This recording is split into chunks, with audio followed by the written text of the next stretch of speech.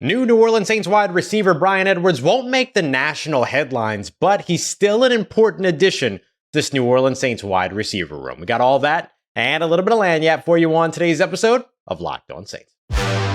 You are Locked On Saints, your daily New Orleans Saints podcast. Part of the Locked On Podcast Network, your team every day.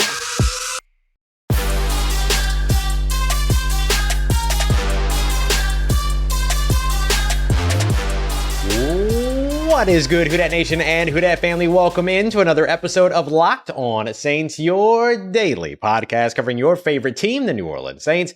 Part of Locked On Podcast Network, your team every day. Thanks so much as always, making Locked On Saints your first listen of the day every day. Don't forget you can subscribe and follow for free wherever you get your podcasts and on YouTube as well, so that you don't miss the newest daily uploads every Monday through Friday. I'm your host, Ross Jackson, at Ross Jackson Nola on Twitter, your New Orleans Saints expert, credential member of the media, CrescentCitySports.com, USA Today's Saints Wire, Tuesdays on Locked On NFL, and here with you every single Monday through Friday on Locked On Saints. And on today's episode of Locked On Saints, we're going to take a look at how Derek Carr and Michael Thomas should be able to get along on the field, why contested catches are such a big focus for the New Orleans Saints this offseason. But first, a new addition for the New Orleans Saints, wide receiver Bryan Edwards. Now, this was a signing that kind of saw coming down the pipeline because of an early tip from Nick Underhill over at New Orleans.football, who mentioned that the Saints were going to be looking at Bryan Edwards as somebody that makes a lot of sense for them as like this big physical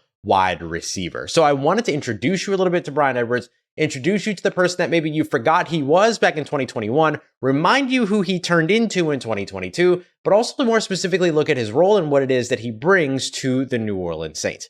The fact of the matter is that Bryan Edwards, this signing, is not going to be one of those signings that's going to move the needle across national media. You're not really going to hear them talking about it on SportsCenter, for instance. But this is an important move for the New Orleans Saints. They lost a couple of wide receivers this offseason. Deontay Hardy headed up to Buffalo. Marquez Callaway reuniting with Sean Payton over in Denver. The Saints had already retained guys like Keith Kirkwood and Kawan Baker. They brought Kawan back on a future future deal. You've got Kirk Merritt still under contract. You've got Tre'Quan Smith still under contract. And then you have your big three at wide receiver in terms of Michael Thomas, Chris Olave, and Rashid Shaheed. So what is that group missing? That group is missing another big physical receiver that can stay on the field for you. Tre'Quan Smith has been the dirty work guy at different points in his career, and also a fantastic run blocker as well. Bryan Edwards comes in and brings you somebody of a similar ilk that can come in and compete for a roster spot in 2023. And I think do more than compete for a roster spot in 2023. I think he's a potential lock at wide receiver. And the reason why is because I'm looking at him as a wide receiver 4, wide receiver 5 in this offense. That puts him behind guys like Michael Thomas, Chris Olave, Rashid Shaheed, and I don't think that the door is closed for them to continue to look at this position. The Saints don't have to consider themselves done just because they went and got a guy that they like and that they've gotten a lot of looks at, played against them in 2020. They had an opportunity to see him up against the Atlanta Falcons last year before he ended up being moved. Or not being moved, but being moved on from in Atlanta and then finishing the season with the Kansas City Chiefs on their practice squad. So let's take a look at who Bryan Edwards is, what his role would be in New Orleans, and also what it is that he brings. Got some visual aids for you for those of you that are watching over on the YouTube side. Bryan Edwards in 2021 was a different wide receiver than he was in 2022. Appeared in all 16 games in 2021, had 59 targets for 34 receptions, 26 of those 34 receptions going for first downs, 571 total receiving yards. So at an average clip, he was averaging almost 17 yards per catch. Consistently, a part of games averaging more than 35 yards per game in the receiving yards category, had 3 touchdowns, and he did all of this while getting considerable amount of snaps in terms of routes run, 552 receiving snaps in 2021. The trio of wide receivers during that year for the Las Vegas Raiders, along with Derek Carr at quarterback, by the way, Henry Ruggs, Bryan Edwards, as well as, of course, Hunter Renfrow. Well, things were kind of different in 2022. 7 games, targeted 5 times with the Atlanta Falcons, 3 receptions for 15 receiving yards, and only ran about 53 routes, 53 receiving snaps. That put him behind guys like Drake London. He was also behind guys like Kadero Hodges. He was behind guys like Olamide Zaccheaus. He was behind Kyle Pitts. He was a receiving option behind Cordero Patterson as well. Ended up being released by the Atlanta Falcons, finishing the season on the Kansas City practice squad. So what does a guy like this bring to New Orleans? Well, he's got a 50% career contested catch rate. We'll discuss why that's important here in just a moment. A 108.1 passer rating when he's targeted. Great size at 6'3", 215 pounds. I mentioned that 2021 was his only real good season so far in the NFL, as he's only 24 years old. He's only been in the league for 3 years. And one of the things that I point out when I say that 2021 was a big year for him is that, well, he spent time with Derek Carr during that season. So now he reunites, already has chemistry with Derek Carr. Told us during his introductory presser that he didn't really speak with Derek Carr when it came to the idea of reuniting with him and making the decision to come to New Orleans. He knew what he was getting into with Derek Carr, and he was very, very happy to be able to do it.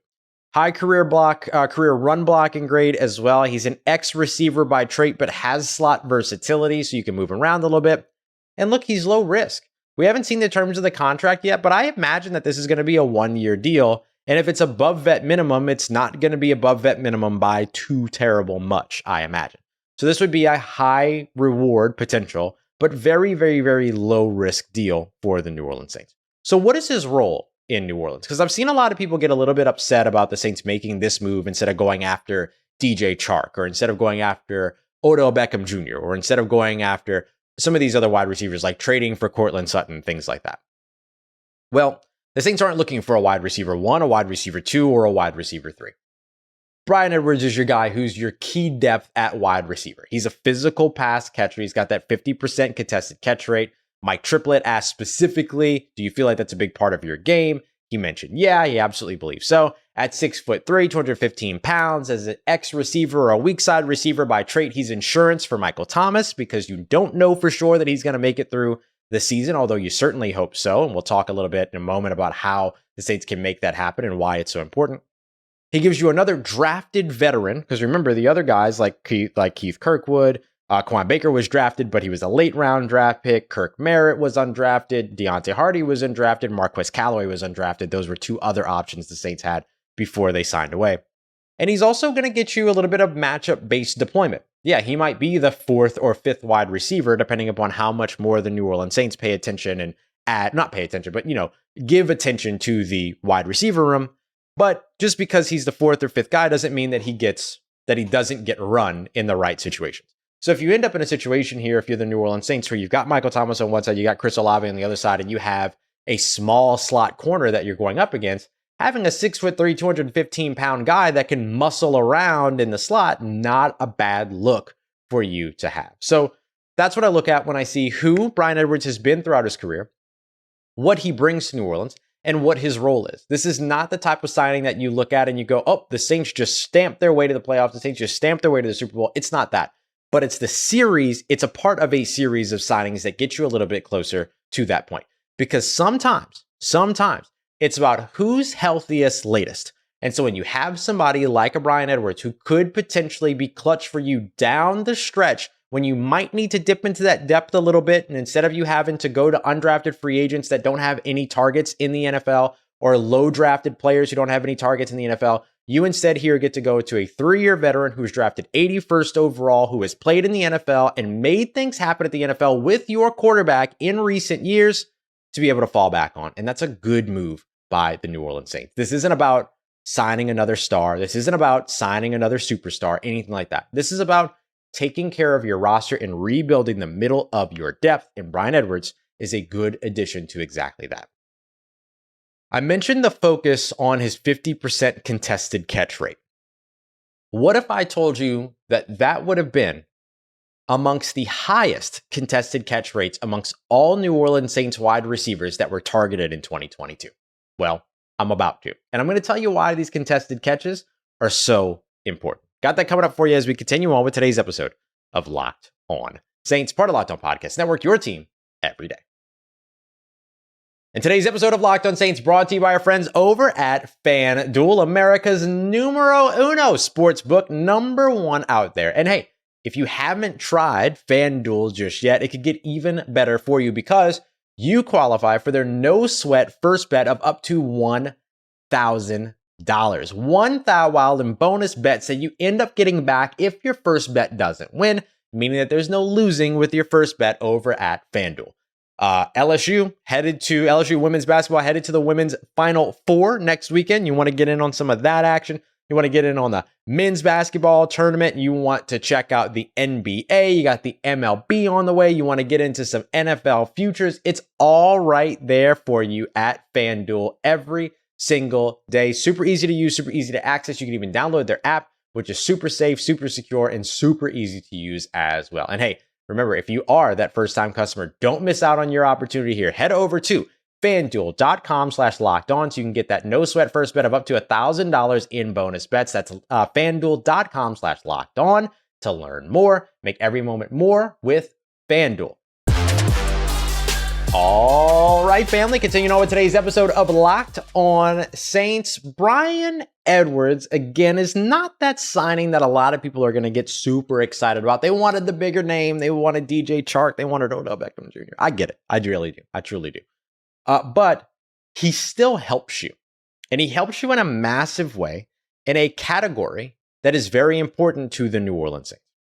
And that category is contested catch percentage. I'm going to tell you why contested catch percentage is important for the New Orleans Saints, especially with Derek Carr at quarterback. We'll take a look as well at where Bryan Edwards ranks amongst the wide receivers that the Saints will have on this roster. And then we'll get to why Michael Thomas is such an important part of this equation as well. Appreciate you as always making Locked On Saints your first listen of the day here on the Locked On Podcast Network, your team every day. Now, when you look at Bryan Edwards and where he ranks in terms of career contested catch rate, we've said it before already on the show here, 50%. Okay, Ross, so what does that mean? If you look at the wide receivers that were on the roster or that are on the roster going into 2023, here's the contested catch rates for each of those amongst their career or across their career. Michael Thomas, 61.9%. That's going to be your highest mark. Your second highest mark is Traquan Smith at 51.2. So when you take Bryan Edwards and you plug him in, he's already third place amongst career-wise amongst all of the wide receivers that you currently have on the roster. Keith Kirkwood, 42.9%. Quan Baker has no contested catch targets in his career. Kirk Merritt has no contested catch targets in terms of his career. Quan Baker, in fact, has no NFL targets in his career. Chris Olave had 33.3%. And then you look at Rashid Shaheed, who's only been targeted in one contested catch situation, did not come up with that catch. Last year, the Saints did this. They went out and they got Jarvis Landry, who had a 50% contested catch rate for the Saints, 3 out of 6 in 2022, 52.2 in terms of his entire career. Didn't work out because he wasn't able to stay on the field. Can Bryan Edwards stay on the field for you at the role that he's playing? I think you have a greater shot of that. There's a reason why we haven't seen Jarvis Landry re-signed so far here in New Orleans.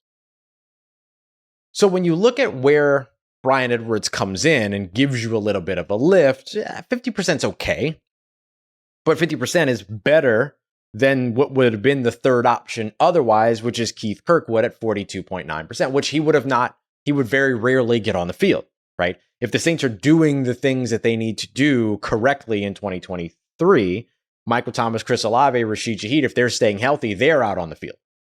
The play calls are keeping them out on the field, right? So that's one of the reasons why I look at Bryan Edwards and I say, okay, that is a good move for the Saints. Even though it's not something that immediately moves the needle, gets all of the press, and doesn't upset your top 3 wide receivers, which I think is actually a good thing, it is still something of value, that signing. Let's go a step further. Let's look at the entirety of the New Orleans Saints roster in 2022 at wide receiver and see what that contested catch rate is.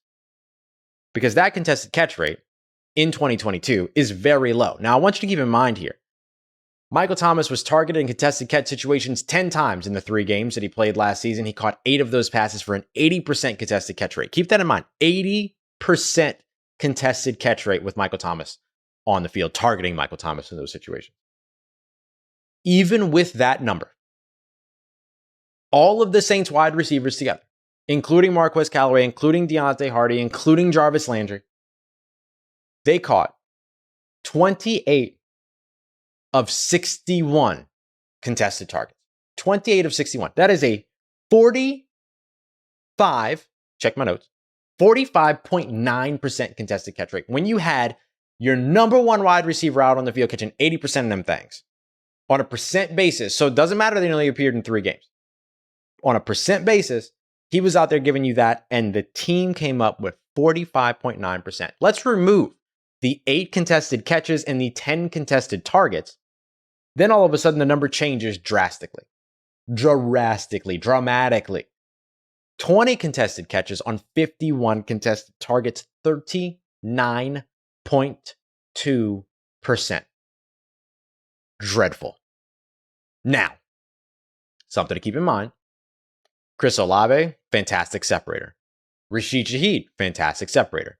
They made plays in other areas that probably helped them in conditions where they weren't making those contested catches because they were creating 5-6 yards of separation. Not really, 3-4 yards of separation on average, right?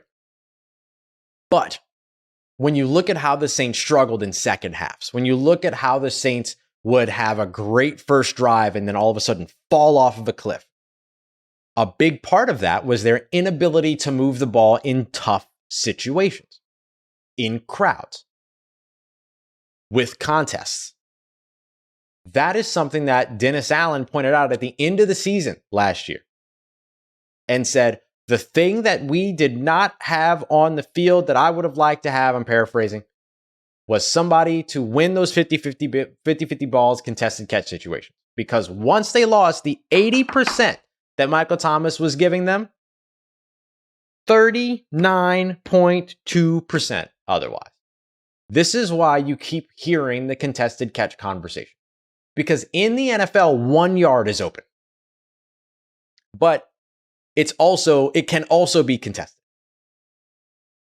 Wide receivers don't go out there and routinely create 3, 4, 5, 6, 7, 8, 9, 10 yards of separation. It does not happen. So you need players that are going to be able to go out there, be strong, and make some contested catches. Chris Olave said he was going to work on bulking up over the course of the offseason. Won't be surprised to see Rashid Shaheed do the same thing. They know how important this is. You know how important this is. The Saints know how important this is. That's why they went and got a guy like Bryan Edwards. Because you know what? 50% ain't 60%. It ain't 70%. It ain't 80%. It ain't even 90%. But it ain't 40%. It ain't 0%. It ain't 32.9% or 39.2%. Hello, dyslexia. That's why the addition of Bryan Edwards matters, even though he ain't a big old name. This is why the Saints go out and make the moves that they make. Coming up next, how Michael Thomas and Derek Carr end up complementing one another and how the receivers around the pair end up making such a big difference in 2023. Got that coming up for you as we continue on and wrap up today's episode of Locked On Saints, part of Locked On Podcast Network, your team every day. Today's episode brought to you by our friends over at Built Bar, the best tasting protein bar on the market. So good, it's madness. And right now you can get in on some Built Bar March Madness as well. That's right. You can head over to builtmarchmadness.com and vote for your favorite Built Bar or Built Puff Bar as the Sweet 16 of Built Bars rolls along. You know, I'm going to be voting for my favorite mint brownie, trying to get that one all the way to the finals and get that dub that it absolutely deserves. But hey, maybe you're a big fan of the of one of the lemon flavors, or maybe the mint puff bar, which is still in the running, actually going head to head up against my mint bar as well. So whatever your favorite bar is, you can head over to builtmarchmadness.com, get your votes in today. And in doing so, you're gonna be thrown into and added to a drawing in which 50 lucky Locked On listeners are going to get a free box of Built. And not only that, one very, very, very lucky listener is going to get a free 12-month subscription to Built to have Built's best bars sent to your door, straight to your door every single month. You got to try Built. It's the best protein bar ever. Seriously, they're so amazing. You won't even know that they're good for you. Just run over to builtmarchmadness.com right now to vote for your favorite bar or puff and pick up a box while you're there. Of course, you can vote every single day in March, so hop on and support your pick today. Let's Let's get it. Who Dat Nation, wrapping up today's episode of Locked On Saints with a quick look at Michael Thomas, Derek Carr. How do they complement one another? And how do the players around the two end up making it even better, especially now when you calculate and add in the addition of Bryan Edwards? One of the things that Bryan Edwards gives you is insurance for Michael Thomas. But hey, if you're in a situation to where you're down in the red zone, which is a place where the Saints struggled compared to their usual successes in that area, or recent successes in that area, now you've got two towering 6'3", 6'2" guys, 215 plus pounds to go out there, box out, and go and make a giant. And I'm going to be honest with you, not only just the two of them, you've also got a guy like Juwan Johnson that adds size in that area as well. Jamal Williams, who has been incredibly productive as a runner in the red zone. Alvin Kamara, who when utilized properly also gives you incredible usage in the red zone, and Taysom Hill as well. So now you've just added another big-bodied wide receiver that can block, that can take a cornerback out of the play, that can go up and hopefully make a catch for you as well. At least you get 50-50 out of him. That's what his career average has been. That's the best that you ask for when it comes to these guys. But so you have sort of this complement of wide receivers now in terms of these speedy wide receivers that can help to clear some things out so that Michael Thomas runs underneath or in the intermediate area and then is able to have a quarterback that's going to take the right play, not the big play, and look for Michael Thomas in those situations. So when you look at where Derek Carr is different than the quarterbacks that have thrown to Michael Thomas or that were in position to throw to Michael Thomas since Drew Brees, right? Obviously, Michael Thomas missed that 2021 season, but had he played, he would have had Jameis Winston and Taysom Hill and Trevor Siemian and Ian Book for a game. In 2022, he had Jameis Winston for 3 games, and then had he been able to stay healthy or return, he would have been with Andy Dalton. None of those names, Jameis Winston, Taysom Hill, Andy Dalton, Ian Book, Trevor Siemian, none of those guys throw receivers open. It's not a part of their game. Jameis Winston, fantastic at hitting the open guy. Absolutely fantastic at hitting the open guy. And he can do it for you wherever that open guy is on the field. Andy Dalton struggles there a little bit, right? He can hit the open guy. And he can get the ball downfield. We saw that with him and Rashid Shaheed. Taysom Hill always had that issue of throwing where the receiver is versus where the receiver is going. Trevor Siemian, not a starting quarterback in the NFL. Ian Book, he got 1 game as a rookie, right? So since Drew Brees, Michael Thomas has never even so much as been in position to work with somebody that throws receivers open, that changes their trajectory, that throws to the open side of the field, that is a spot thrower. Jameis started to get there in 2021 when he was out there early with Sean Payton at the helm.